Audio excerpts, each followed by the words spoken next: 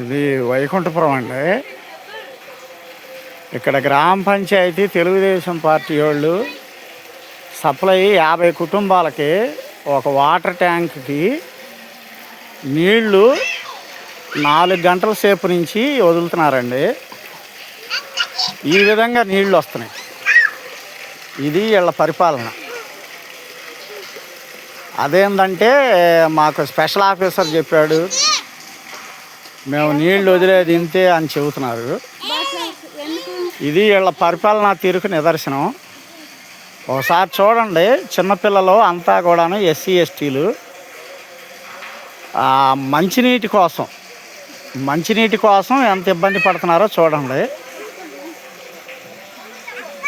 ఇది కూటమి ప్రభుత్వం నిర్లక్ష్యంగా అనుకోవాలా, లేకపోతే అధికార దాహానికి ప్రతీక అనుకోవాలో చూడండి ఒకసారి.